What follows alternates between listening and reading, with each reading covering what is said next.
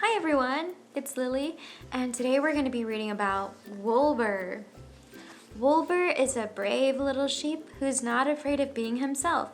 And don't you ever be afraid of being yourself either.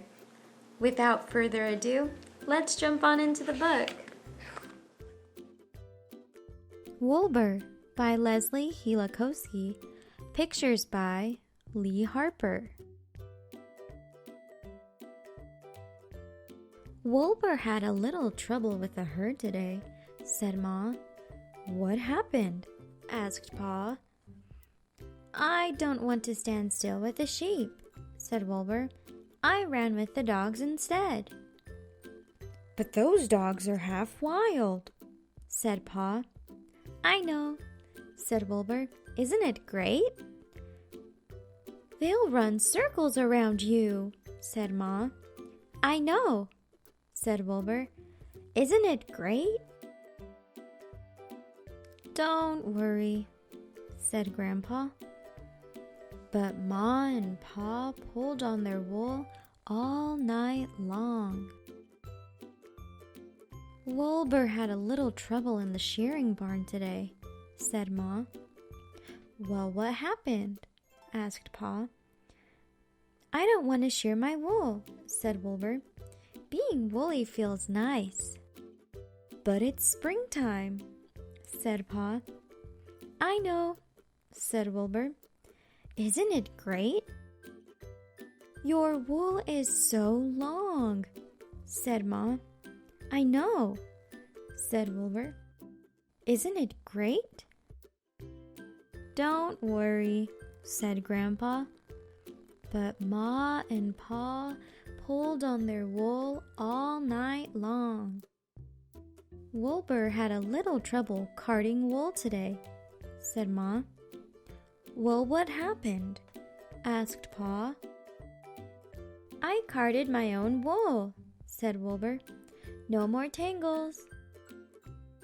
But sheep don't card wool on their bodies, said Pa. I know, said Woolbur. Isn't it great? You look so different, said Ma. I know, said Woolbur. Isn't it great? Don't worry, said Grandpa. But Ma and Pa pulled on their wool all night long. Woolbur had a little trouble spinning today, said Ma. What happened? Asked Pa. I rode around on the spinning wheel, said Woolbur. It was fun. But spinning is not supposed to be fun, said Pa. I know, said Woolbur. Isn't it great? Your yarn is all loopy, said Ma. I know, said Woolbur. But isn't it great? Don't worry, said Grandpa. But Ma and Pa pulled on their wool all night long. Woolbur had a little trouble dyeing wool today, said Ma. What happened? Asked Pa. Instead of dyeing the yarn, I dyed myself, said Woolbur. I like experimenting. You look unbelievable, said Pa. I know, said Woolbur. Isn't it great? Oh, it will never wash out, said Ma. I know, said Woolbur. Isn't it great? Don't worry, said Grandpa. But Ma and Pa pulled on their wool all night long.